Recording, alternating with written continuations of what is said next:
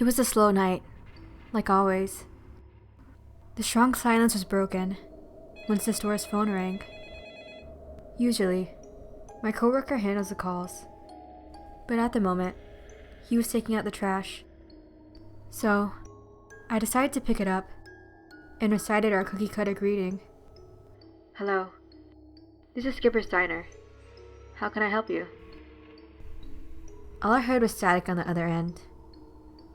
I was afraid the caller didn't hear me, so I repeated myself again, but louder.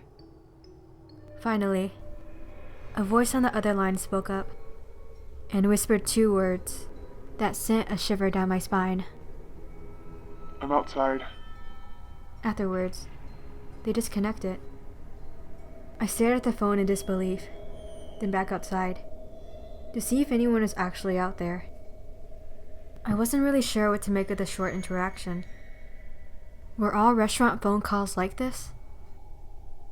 Instead of letting it linger on my mind, I tried my best to forget about it.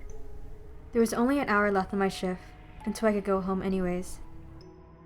I waited silently behind the counter, playing on my phone to pass the time. The diner was filled with windows, so I couldn't help but feel like someone was watching me. Eventually, the sound of the automatic door opening filled the silence, and I put my phone down. Once I looked up, I met eyes with a rather skinny man. His cheekbones sunk in unnaturally. Even his eye bags were extremely dark, and he adorned a weird smile that seemed to never fade from his face.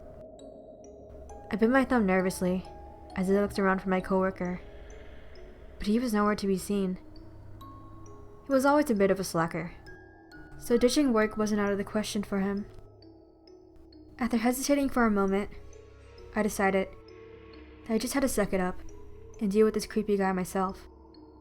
So I grabbed a menu and led him to a booth near the corner of the diner, hoping he would stop staring at me with those creepy eyes. But he interjected and claimed that he wanted to sit at the counter. Without any other words, he took a seat right in front of the spot I was at before. I had no choice but to oblige, since there were no other customers to fill the empty space. After he was situated, I took out my notepad and began to take his order. The man ordered off of the kids' menu, and ironically enough, it was a smiley face breakfast. Since I was apparently the only one on shift, I left him to the kitchen and began to prepare it. When I got back out, I laid out the dish in front of him and tried my best to avoid eye contact. Even though I could tell, he was staring right at me with each movement I made. At first, I took a seat in the opposite side of the counter, just to make sure he didn't do anything weird. I couldn't help but hear the scratching when he etched the knife into the porcelain plate. It sounded horrible, and when I glanced over to see what he was doing, we made direct eye contact. The strange aura in the room was too much for me to handle, but he suddenly spoke up and asked for a cup of juice. As soon as I had an excuse to leave, I went back into the kitchen and filled an empty glass with cranberry juice. Once I gave it to him, he thanked me, then said, "Aren't you always parched after a good meal?"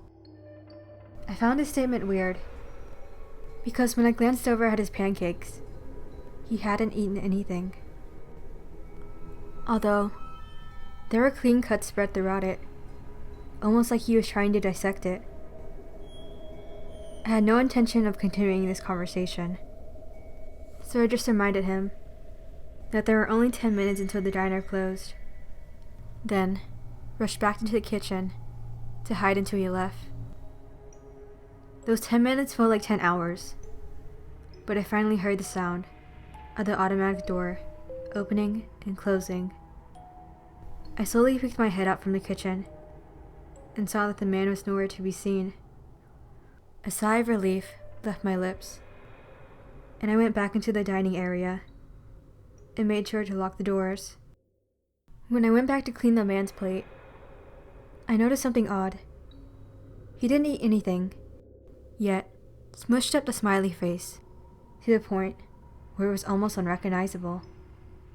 I didn't think too much of it and just threw it into the garbage. After cleaning up his spot and washing his dish, I was pretty much ready to go home.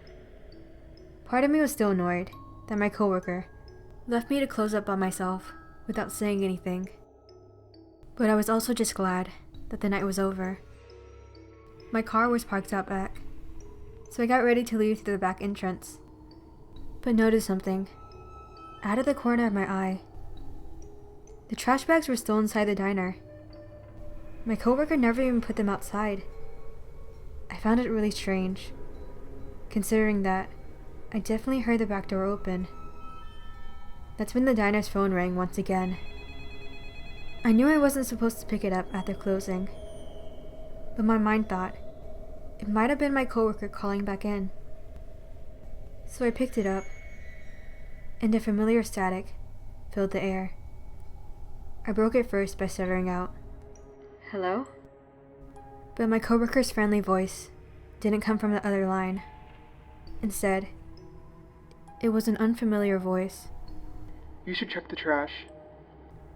Then, the line went dead. The caller hung up on me with no further explanation. Somehow, I had a feeling that it was the same person from before. So I cautiously went out back, since I needed to bring out the trash bags anyways. When I opened up the top, a gut-wrenching scream left my lips. Inside was the discarded body of my coworker. It was mutilated to the point where it was almost unrecognizable. But when I looked closely, I could see scars that resembled bite marks. That's when I realized what meal the man was referring to before. So thank you for watching. Make sure to check out my Etsy shop for my limited edition keychain. I'll put the link in the description, so please check it out. I hope you enjoyed this video. It feels like school is finally wrapping up, so I'm really excited for summer. So bye for now, but not forever.